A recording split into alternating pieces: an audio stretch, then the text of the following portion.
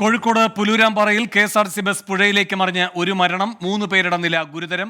നിരവധി പേർക്ക് പരിക്കുണ്ട്. നിയന്ത്രണം വിട്ട ബസ് കലുങ്കിലിടിച്ച് മറിയുകയായിരുന്നു. ക്രെയിൻ ഉപയോഗിച്ച് ബസ് ഉയർത്താൻ ശ്രമം നടക്കുകയാണ്.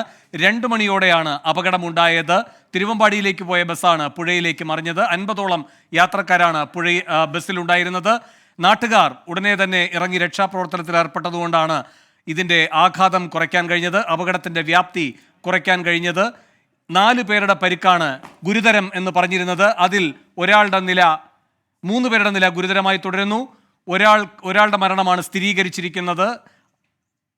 63-കാരിയായ ഒരു സ്ത്രീയാണ് മരിച്ചിരിക്കുന്നത്. മറ്റു വിശദാംശങ്ങൾ അറിയേണ്ടതുണ്ട്.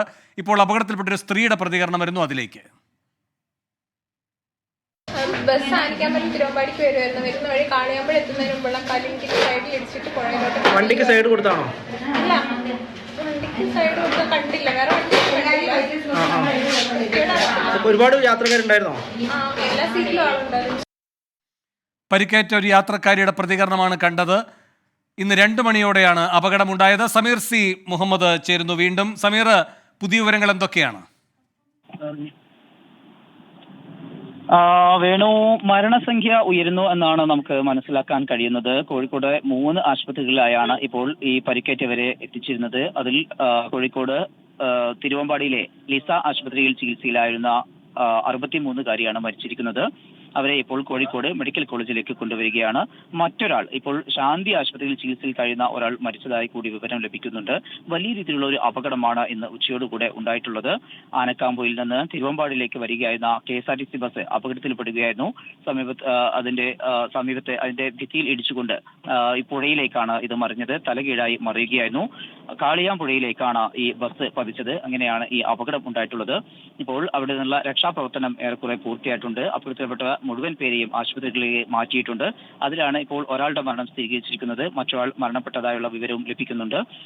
ഇപ്പോൾ മരിച്ച ലിസ ആശുപത്രിയിൽ മരിച്ച ഈ 63-കാരിയെ കോഴിക്കോട് മെഡിക്കൽ കോളേജിലേക്ക് കൊണ്ടുവരികയാണ്. അവിടെ വെച്ചാണ് അതിന്റെ തുടർ നടപടികൾ ഉണ്ടാവുക. പോസ്റ്റ്മോർട്ടം ഉൾപ്പെടെയുള്ള നടപടികൾ അവിടെയാണ് ഉണ്ടാവുക.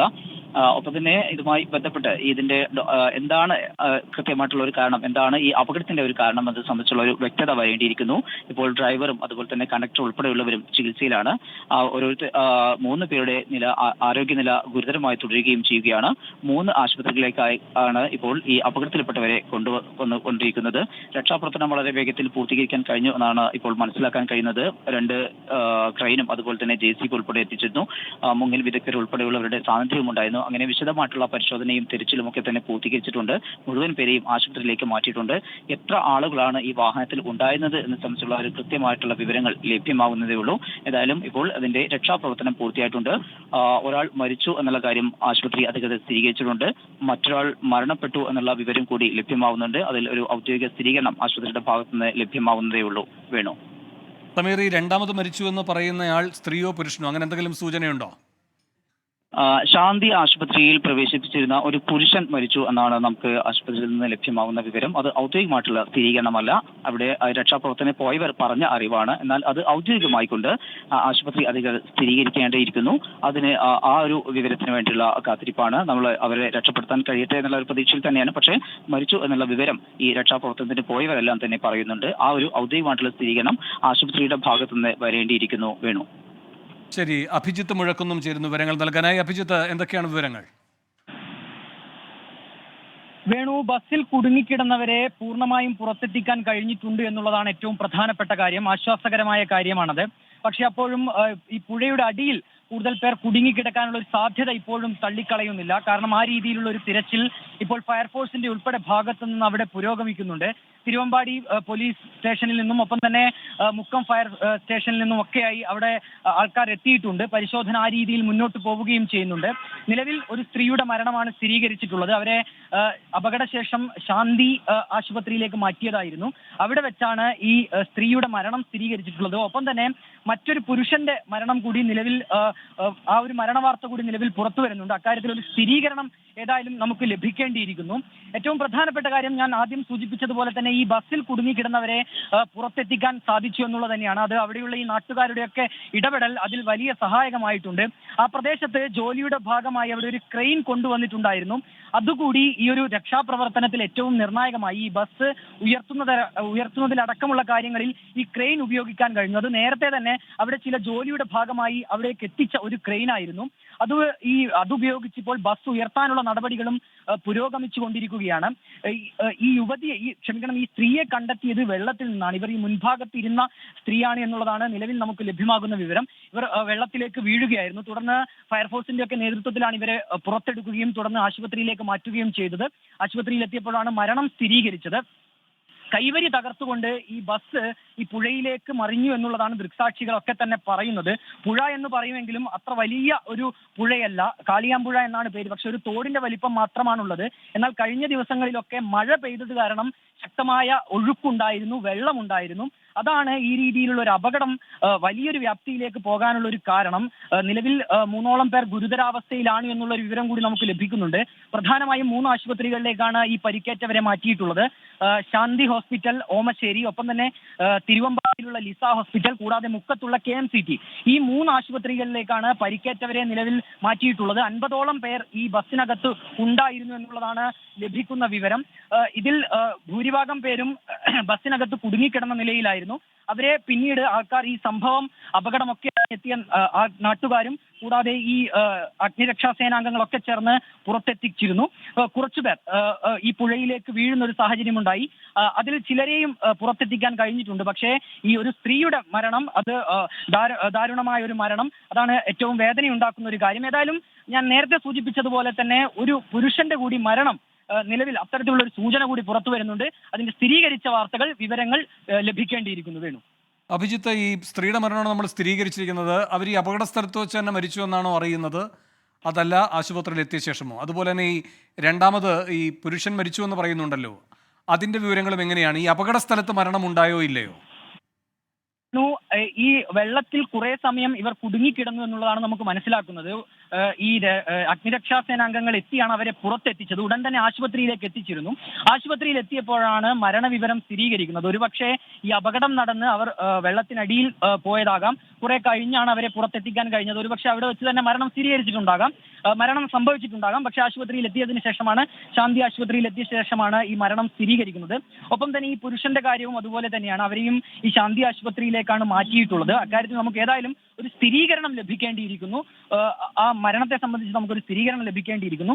കൂടുതൽ പേർ, 2ഓ 3ഓ പേർ കൂടി വളരെ ഗുരുതരാവസ്ഥയിൽ ഉണ്ട് എന്നുള്ള കാര്യം കൂടി നിലവിൽ അവിടെ നിന്ന് നമ്മൾ മനസ്സിലാക്കുന്നുണ്ട്. കൂടുതൽ പേരെ മറ്റ് ആശുപത്രികളിലേക്ക് നീക്കുകയും ചെയ്തിട്ടുണ്ട്. അവർക്ക് ആ രീതിയിൽ വലിയ പരിക്കുകളില്ല എന്നുള്ളത് തന്നെയാണ് ഏറ്റവും ആശ്വാസകരമായ കാര്യം. ഞാൻ പറഞ്ഞതുപോലെ തന്നെ വലിയ ആഴമുള്ള പുഴയല്ല, പക്ഷെ കഴിഞ്ഞ ദിവസങ്ങളിൽ ഉണ്ടായ മഴ ഈ പുഴയിൽ വെള്ളം കയറുന്നതിനും ഒപ്പം തന്നെ ഈ നീരൊഴുക്ക് വർദ്ധിക്കുന്നതിനും ഒക്കെ കാരണമായിട്ടുണ്ട്. ശരി, അഭിജിത്തിലേക്ക് വരാം. ഇപ്പോൾ ഷഫീദ് റാവുത്തർ തിരുവനന്തപുരത്ത് നിന്ന് ചേരുന്നുണ്ട്. ഈ അപകടത്തെ പറ്റി KSRTC MD-യോട് ഗതാഗത മന്ത്രി റിപ്പോർട്ട് തേടിയെന്നാണ് അറിയുന്നത്. ഷഫീദ്, എന്താണ് ആവശ്യപ്പെട്ടിരിക്കുന്നത് ഗതാഗത മന്ത്രി? വേണു, ഈ കോഴിക്കോട് തിരുവമ്പാടിയിൽ KSRTC ബസ് നിയന്ത്രണം വിട്ട് മറിഞ്ഞ് ഒരാൾ മരിച്ച സംഭവത്തിലാണ് ഇപ്പോൾ വളരെ അടിയന്തരമായിട്ടുള്ള ഇടപെടൽ KSRTC ഗതാഗത വകുപ്പ് മന്ത്രിയുടെ ഭാഗത്ത് നിന്ന് ഉണ്ടായിട്ടുള്ളത്. എന്താണ് സംഭവത്തിന് നിജസ്ഥിതി, എങ്ങനെയാണ് അപകടം ഉണ്ടായത്, ഏതെങ്കിലും വീഴ്ച അടക്കമുള്ള കാര്യങ്ങൾ അന്വേഷിച്ച് അടിയന്തരമായ റിപ്പോർട്ട് സമർപ്പിക്കണമെന്നാണ് നിർദ്ദേശം. മാത്രമല്ല, അപകടത്തിലേക്ക് നയിച്ച കാര്യങ്ങളിൽ ഏതെങ്കിലും തരത്തിലുള്ള വീഴ്ചയുണ്ടോ എന്ന് ഗൗരവമായി പരിശോധിക്കണമെന്നും ഗതാഗത മന്ത്രി നിർദ്ദേശം നൽകിയിട്ടുണ്ട്. നിലവിൽ ഇപ്പോൾ ഈ നിർദ്ദേശം നൽകിയത് KSRTC CMD-ക്ക് ഉടൻ തന്നെ അക്കാര്യത്തിൽ റിപ്പോർട്ട് KSRTC CMD കൈമാറും എന്നുള്ളത് നമുക്ക് ലഭിക്കുന്ന വിവരം. വേണു, ശരി, ഷഫീദ് റാവുത്തറാണ് വിവരങ്ങൾ നൽകിയത്. ഗതാഗത മന്ത്രിയും ഈ അപകട സംഭവത്തിൽ ഇടപെട്ടിരിക്കുകയാണ്. KSRTC CMD-യോട് റിപ്പോർട്ട് ആവശ്യപ്പെട്ടിരിക്കുകയാണ്. അഭിജിത്ത് മുഴക്കുന്നു തുടരുന്നുണ്ട്. അഭിജിത്ത്, ഈ നിരവധി പേർക്ക് പരിക്കുണ്ടല്ലോ, ഇവരുടെയൊക്കെ ആരോഗ്യനില എന്താണെന്നാണ് അറിയാൻ കഴിയുന്നത്? വേണു, അതിൽ പലരും ബസ്സിനകത്ത് കുടുങ്ങിക്കിടന്നവരാണ്. ഈ അപകടം സംഭവിച്ചപ്പോൾ നമുക്ക് ആ ദൃശ്യങ്ങളിൽ നിന്ന് കാണാം, തലകുത്തായി ആ രീതിയിലാണ് ഈ ബസ് കിടന്നിരുന്നത്. അതിൽ കുടുങ്ങിക്കിടന്നവരാണ് പലരും. ഗുരുതരമായ പരിക്കെന്ന് നമുക്ക് പറയാൻ കഴിയില്ല, പക്ഷേ ചിലർ വെള്ളത്തിലേക്ക് വീണിരുന്നു. അവിടെ ചിലരെ രക്ഷപ്പെടുത്തി കൊണ്ടുപോയിട്ടുമുണ്ട്. ഏതായാലും കൂടുതൽ പേർക്ക് ഗുരുതരമായ പരിക്കില്ല എന്നുള്ളത് ആശ്വാസകരമായ വാർത്തയാണ്. ആ രീതിയിലുള്ള വിവരങ്ങളാണ് ആശുപത്രിയുമായി ബന്ധപ്പെടുമ്പോൾ നമുക്ക് ലഭിക്കുകയും ചെയ്യുന്നത്. പക്ഷേ രണ്ട് മൂന്ന് പേർക്ക് ഗുരുതരാവസ്ഥയിൽ തന്നെ അവർ ഈ ശാന്തി ആശുപത്രിയിലും ഒപ്പം തന്നെ തിരുവമ്പാടിയിലുള്ള ലിസ ആശുപത്രിയിലും തുടരുന്നുണ്ട്. അവരുടെ ആരോഗ്യനിലയെ പറ്റി കൂടുതൽ വിവരങ്ങൾ നമുക്ക് ലഭിക്കേണ്ടിയിരിക്കുന്നു. നമ്മൾ ആശുപത്രിയുമായി നിരന്തരം ബന്ധപ്പെട്ടുകൊണ്ടിരിക്കുന്നുണ്ട്. ഏതായാലും ഒരു മരണം സ്ഥിരീകരിച്ചിരിക്കുന്നു. ശരി, അഭിജിത്തിലേക്ക് വരാം. ഇപ്പോൾ കെ അബ്ദുറഹ്മാൻ ജില്ലാ പഞ്ചായത്ത് വൈസ് പ്രസിഡന്റ് ആണെന്ന് മനസ്സിലാക്കുന്നു. ക്ഷമിക്കണം, തിരുവമ്പാടി പഞ്ചായത്ത് വൈസ് പ്രസിഡന്റാണ് ശ്രീ അബ്ദുറഹ്മാൻ. അദ്ദേഹം ഇപ്പോൾ ടെലിഫോൺ ലൈനിലുണ്ട്. ശ്രീ അബ്ദുറഹ്മാൻ, താങ്കളെ അപകട സ്ഥലത്താണോ? എന്തൊക്കെയാണ് താങ്കൾക്ക് നൽകാൻ കഴിയുന്ന വിവരങ്ങൾ? ഞങ്ങൾ ഇതുവരെ അപകട സ്ഥലത്താണ് ഉണ്ടായിരുന്നത്. അവിടെ ഇപ്പോൾ ശേഷം ഞങ്ങൾ അതുപോലെ തന്നെ ഓമശ്ശേരി വിവിധ ആശുപത്രികളിലെ പരിക്ക് പറ്റിയ ആളുകളെ സന്ദർശിക്കാൻ വേണ്ടി യാത്രയിലാണ്. അബ്ദുറഹ്മാൻ, ഏതെങ്കിലും ആശുപത്രിയിൽ നിങ്ങൾക്ക് എത്താൻ കഴിഞ്ഞോ ഇതിനോടകം? ഞങ്ങൾ എത്താൻ കഴിഞ്ഞിട്ടില്ല. തിരുവമ്പാടി ലിസ ഹോസ്പിറ്റലിലേക്കുള്ള യാത്രയിലാണ് ഞങ്ങൾ. എത്ര പേർക്ക് പരിക്കേറ്റിട്ടുണ്ടെന്നാണ് അറിയാൻ കഴിയുന്നത്? ഇത് കൃത്യമായിട്ട് പരിക്കേറ്റവരുടെ എണ്ണം പറയാൻ കഴിയില്ല. 50ഓളം പേരാണ് ബസ്സിൽ ഉണ്ടായിരുന്നത്. അവരിൽ പരിക്ക് പറ്റിയ ആളുകളൊക്കെ തന്നെ വിവിധ വാഹനങ്ങളിലും ആംബുലൻസുകളിലുമായിട്ട് വിവിധ ആശുപത്രിയിലേക്ക് മാറ്റിയിട്ടുണ്ട്. 63-കാരിയായ ഒരു സ്ത്രീ മരിച്ചു എന്നത് ഏതാണ്ട് ഉറപ്പാണ്. അതല്ലാതെ ഒരു മരണം കമല എന്ന് പറയുന്ന കണ്ടപ്പഞ്ചൽ സ്വദേശിയായിട്ടുള്ള സ്ത്രീയാണ് ആദ്യത്തെ മരണം റിപ്പോർട്ട് ചെയ്തത്. രണ്ടാമതൊരു സ്ത്രീ കൂടി മരണപ്പെട്ടതായി സ്ഥിരീകരിച്ചിട്ടുണ്ട്. പക്ഷേ അവരുടെ പേര് വിവരങ്ങൾ ലഭ്യമായിട്ടില്ല. ആദ്യം മരിച്ച സ്ത്രീയുടെ പേര് അറിയാൻ കഴിഞ്ഞു, കമല. കമല ഏത് നാട്ടുകാരിയാണ്? അത് കണ്ടപ്പഞ്ചാൽ, കോടഞ്ചേരി പഞ്ചായത്തിലെ കണ്ടപ്പഞ്ചാൽ സ്വദേശിയാണ്. ഈ രണ്ടാമത് മരിച്ച ആളുടെതും സ്ത്രീയാണ് എന്നുള്ളത് ഉറപ്പിച്ചിട്ടുണ്ട്? അതെ, സ്ത്രീയാണെന്ന് ഉറപ്പിച്ചു.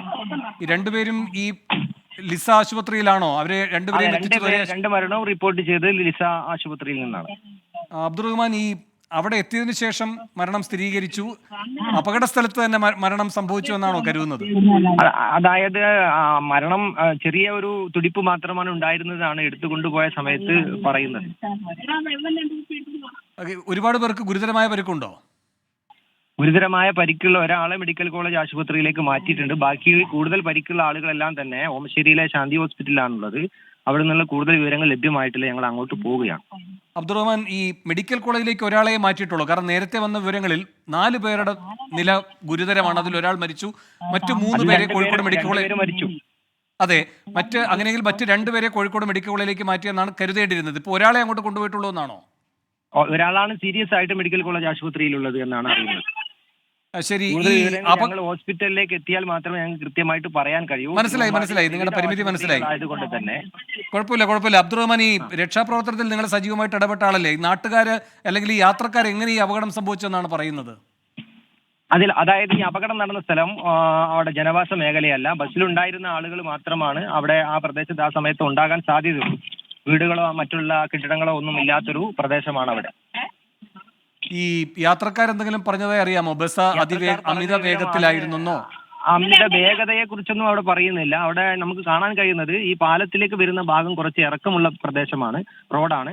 അവിടെ വാഹനം ബസ് ബ്രേക്ക് ചെയ്തതായിട്ട് കാണാൻ പറ്റുന്നുണ്ട്. ഒരു 10 മീറ്റർ മുമ്പേ ബ്രേക്ക് ചെയ്ത പാടുകൾ അവിടെ കാണാം. ഈ പാലം അപകടാവസ്ഥയിലായിരുന്നോ? പാലം നേരത്തെ അപകടാവസ്ഥയിലാണ്. അതിന്റെ ഈ റോഡ് പണിയുമായി ബന്ധപ്പെട്ട് പാലം ഉൾപ്പെടെയുള്ള കാര്യങ്ങൾ പുനർനിർമ്മിക്കുവാനുള്ള പ്രവർത്തനങ്ങൾ നടന്നു വരികയാണ്. ശരി അബ്ദുറഹ്മാൻ, വളരെ നന്ദി ഈ വിവരങ്ങൾ പങ്കുവച്ചതിന്. Thiruvambady panchayat vice president K അബ്ദുറഹ്മാനാണ് ഇപ്പോൾ വിവരങ്ങൾ പങ്കുവച്ചത്. അദ്ദേഹം രക്ഷാപ്രവർത്തനത്തിലായിരുന്നു, ഇപ്പോൾ ആശുപത്രിയിലേക്ക് പോവുകയാണ്. അദ്ദേഹം സ്ഥിരീകരിച്ചൊരു കാര്യം, 63-കാരിയ ഒരു സ്ത്രീ മരിച്ചുവെന്ന് നേരത്തെ വിവരമുണ്ടായിരുന്നു. അവരുടെ പേരാണ് ഇപ്പോൾ അബ്ദുറഹ്മാൻ പറയുന്നത്. കമല എന്നാണ് ആ സ്ത്രീയുടെ പേര്. അതുപോലെ മറ്റൊരു സ്ത്രീ മരിച്ചു എന്ന സ്ഥിരീകരണവും വരികയാണ്. അവരുടെ പേര് വിവരങ്ങളും അറിയേണ്ടതുണ്ട്. ഇപ്പോൾ ആ ബസ് ഉയർത്താനുള്ള ശ്രമം ആ അപകട സ്ഥലത്ത് നടക്കുകയാണ്.